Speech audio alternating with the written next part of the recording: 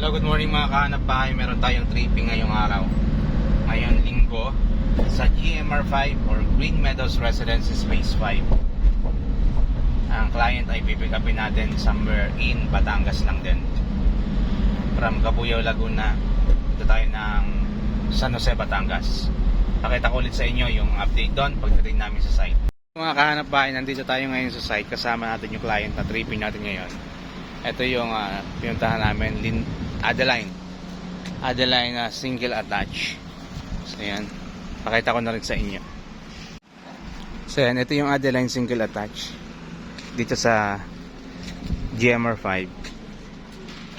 Ito yung kanyang lot area, 90 square meters, then 40 square meters yung floor area. Meron kang frontage dito na 6 meters yung frontage mo. Ito yung property line dito. Meron kang 2 meters na front setback, then 2 meters din sa rear setback. Sa side naman meron ka 1.5 meters. Ayan, ito yung provision for your carport. 12 meters yung depth, that area 40. And ito yung pinaka actual turnover. Ayan, naka-plastered cement finish. Open yung taas. Ayan. Itong model na to, ito naman ang Tangerine single attach. Ito ang pinaka-affordable nating available sa Green Meadows Residences. So, ilan na lang available na ganito. Ang typical lot area na available sa Green Meadows Residences Phase 5 ay 73 square meters lot area na. Ang floor area naman ito ay 32 square meters.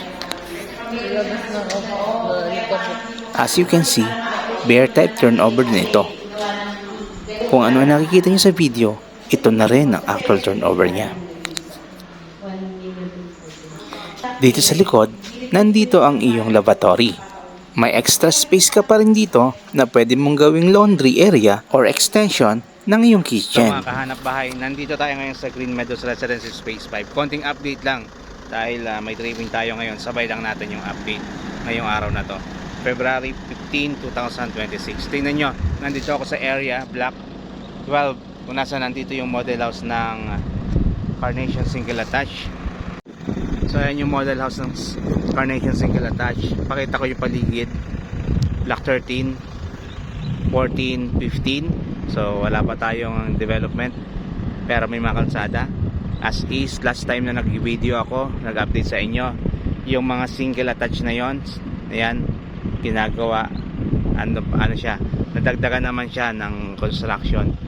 Then sa area na yon, kalsada pa lang din, may bakod dun sa dulo. Ito yung sa block 23, 24 sa mga Adeline single attach, yung mga culverts doon, ayun, mga Adeline yon. Tapos yung area na yon, open pa rin siya, wala pa rin development. Pero dito sa area na to, may ginagawa na siya. Yan, etong ilalagay ko sa screen, yung block and lot kung ano to, yung bahay na yan. Then may Adeline single attach yan. Tapos dun sa area na yan, tapat ng block 11 and block 10, may mga nakatusok na bakal na. Ano na siya, ready na siya, nare-ready na siya at possible tayuan na rin yan ng Adeline. Punta tayo doon mula ulit doon sa taas ng Carnation para matanaw natin yung mga Tangerine. Yan, simula dito sa itaas ng model house natin, matatanaw natin yung block 23, 24, 25 hanggang doon sa dulo. Yan, ongoing land development pa rin tayo dito sa may perimeter fence na to. Yan, ito yung ongoing na ginagawang Adeline na unit. Ito siya. Yan, hindi ko lang alam kung mapapansin nyo sa video yung mga nakatusok na mga bakal na yon, tapat ng block 11 and block, block 11. May mga nililayout na, natatayuan na rin ng unit, yung mga corner unit dito. Yung mga Tangerine dun sa dulo, ayan, ongoing pa din yung ating land development, ongoing pa rin yung construction. Okay, Then dito naman sa kabilang side, and yan, ito yung mga block. Nilalagay ko na lang yung number sa video. Tapos dun sa area ngayon, hindi lang natin masyadong pansin sa video kasi medyo malayo, yung mga Linea single attach. Meron na siyang 1, 2, 3, 4, 5 units na buo na. Hindi ko lang kung may ginagawa pa doon. Then may iba pang ginagawa na siguro mga 30% construction na 30% constructed na yung Linea. Then kanina may mga napansin pa ako dun sa bandaron. Siguro more or less 10 units na yung ginagawang Linea single attach. Then ito nasa block 12. Itong block na to kung nasaan nakatayo yung ating model unit. Then block 11, buong lot 11 wala pang bahay. Yung block 10, yan yun, dati pa rin yung nag-iisang tinatayo. Doon pala siya nakaharap sa main road. Sa siya, siguro from block 10, lot 5 to 10 pala yun. Then ayun, yung mga Adeline doon. Adeline, sorry. Yung mga Tangerine. So yan yung update natin dito sa Green Meadows Residences Phase 5.